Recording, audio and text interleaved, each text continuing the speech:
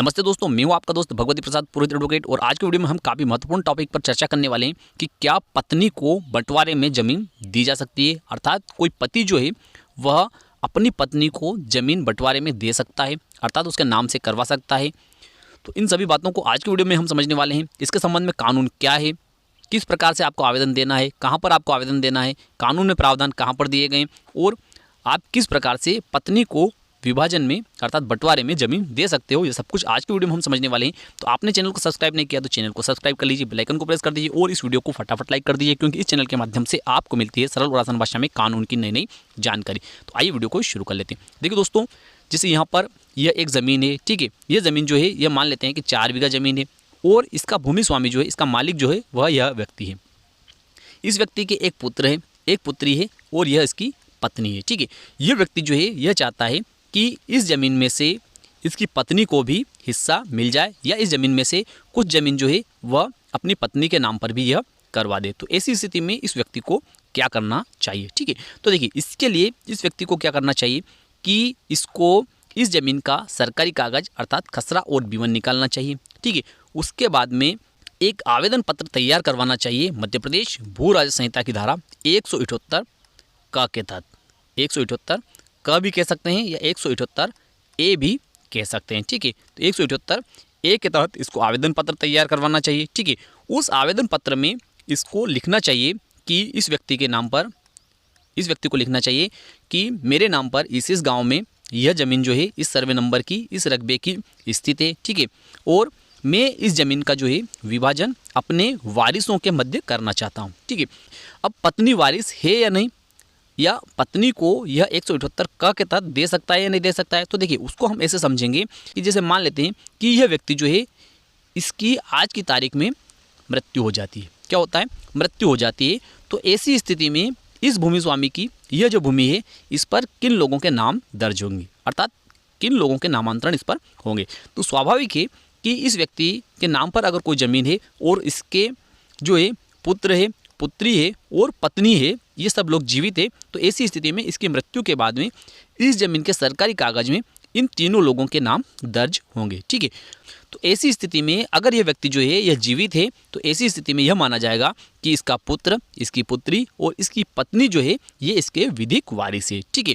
और मध्य प्रदेश भू राज्य संहिता की धारा 178 क के तहत या ए के तहत यह प्रावधान दिए गए हैं कि कोई भी भूमि स्वामी वह अपने जीवन काल में अपने वारिसों के मध्य अपनी ज़मीन का बंटवारा कर सकता है, ठीक है। अब बंटवारे की क्या प्रक्रिया रहेगी? तो इस व्यक्ति को, जैसा कि मैंने बताया, इस ज़मीन के सरकारी कागज़ निकालने पड़ेंगे, अर्थात इसकी खसरा और बीवन निकालनी पड़ेगी। उसके बाद आवेदन बनाना पड़ेगा 178 क का, और उस आवेदन पत्र में लिखना पड़ेगा कि मैं भूमि स्वामी हूँ, मेरे नाम पर यह ज़मीन है, ठीक है, और इस ज़मीन को मैं अपने बीच में और अपने वारिसों के बीच में विभाजित करना चाहता हूँ, इसका बंटवारा करना चाहता हूँ, ठीक है।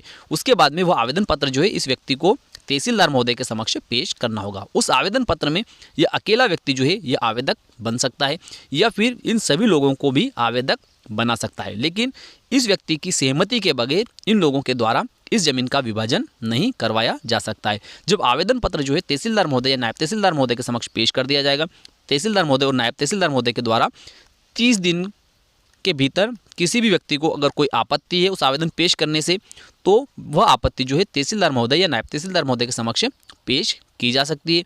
अगर किसी प्रकार की कोई आपत्ति नहीं आती है, तो ऐसी स्थिति में जो पटवारी महोदय हैं उनसे प्रतिवेदन बुलवाया जाएगा, उनसे फ़र्द बुलवाई जाएगी कि इस ज़मीन का किस प्रकार से इस व्यक्ति ने मौके पर विभाजन किया है, आप इसकी फ़र्द लेकर आइए, ठीक है।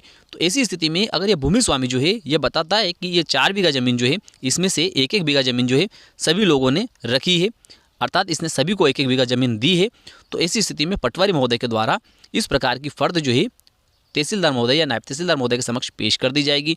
उसके बाद में तहसीलदार महोदय या नायब तहसीलदार महोदय जिनके समक्ष ये प्रकरण चल रहा है उनके द्वारा इन सभी वारिसों को सुनवाई का अवसर दिया जाएगा, अर्थात इनसे भी पूछा जाएगा कि आप इस बंटवारे से सहमत है या नहीं है। अगर इनके द्वारा किसी प्रकार की कोई आपत्ति तहसीलदार महोदय या नायब तहसीलदार महोदय के समक्ष की जाती है, तो ऐसी स्थिति में तहसीलदार महोदय को ऐसा लगता है कि इनकी आपत्ति जो है वह वास्तविक आपत्ति है, अर्थात इनका जो कहना है वह सही है, तो ऐसी स्थिति में इस ज़मीन का बंटवारा जो है तहसीलदार महोदय या नायब तहसीलदार महोदय के द्वारा नहीं किया जाएगा, लेकिन ये लोग जो है ये तहसीलदार महोदय के समक्ष या नायब तहसीलदार महोदय के समक्ष सहमत हो जाते हैं कि यह भूमि स्वामी जो बंटवारा करना चाहता है और पटवारी महोदय ने जो फर्द पेश किए उससे ये सभी लोग जो है ये सहमत है। तो ऐसी स्थिति में तहसीलदार महोदय के द्वारा क्या किया जाएगा कि इस व्यक्ति की जो इच्छा है उसके मुताबिक इस जमीन का बंटवारा राजस्व अभिलेखों में अर्थात सरकारी कागज में भी कर दिया जाएगा।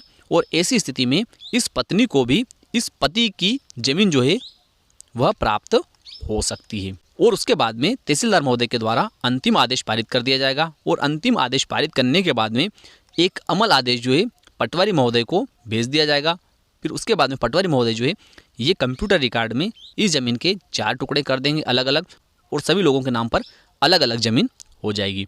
तो मैं विश्वास रखता हूँ कि आज का वीडियो आपको अच्छा लगा होगा। अच्छा लगा तो वीडियो को लाइक कर दीजिए, अधिक से अधिक लोगों तक को शेयर कर दीजिए। फिर मिलते हैं अगले वीडियो में, तब तक के लिए जय हिंद जय भारत।